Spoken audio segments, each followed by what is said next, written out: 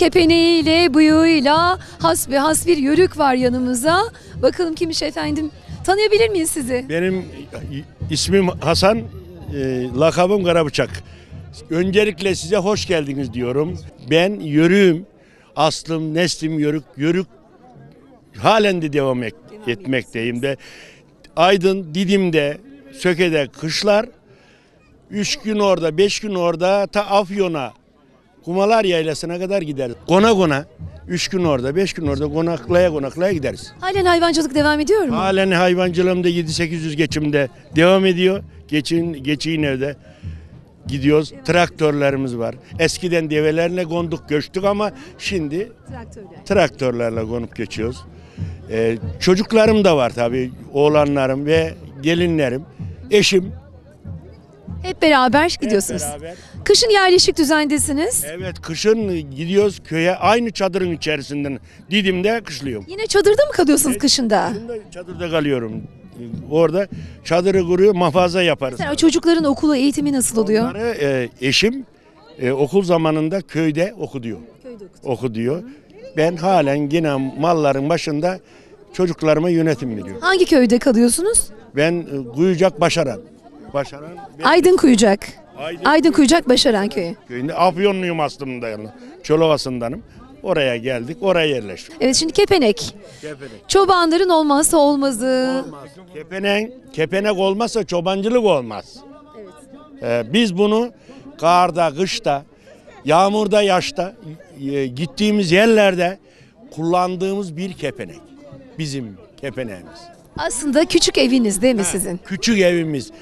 Keçelerimiz olmayınca çadırda yatılmaz. Keçelerin üstünde yatarız. Şimdi şu bıyıklara geleceğiz. Kaç senedir bunlar böyle? Şimdi ben 1979'da askerden geldim. 2 sefer bıyığımı kestim. Ondan sonra koyverdim. Bıyığımı hiçbir zaman için bıyığıma dokandırmadım. Dokanmam da. Benim geleneğimi bir giyimim, bir de yüzüğüm, bir de bıyığım. Benim başka bir variyetim yok.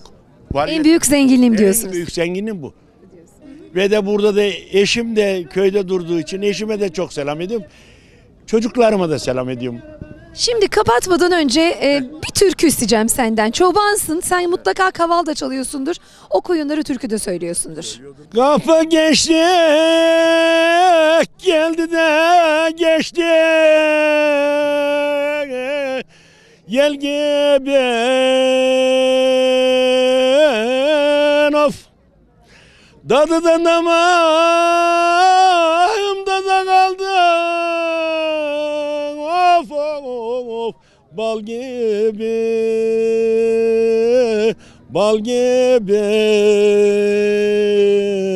of. Boynudan karanfilli de yar sevmedim. Of of el gibi of. Seven de yiğitlere helal olsun. Sevdiğim of. Sabahtan olur da gezenlerden of of okunur of. Gezenin de seslerde sinemen of of dokunur of. Yariden güzel olanlardan ilk akşamdan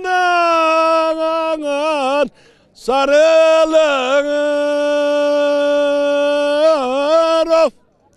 Yaride çirkin olan da Mevlasına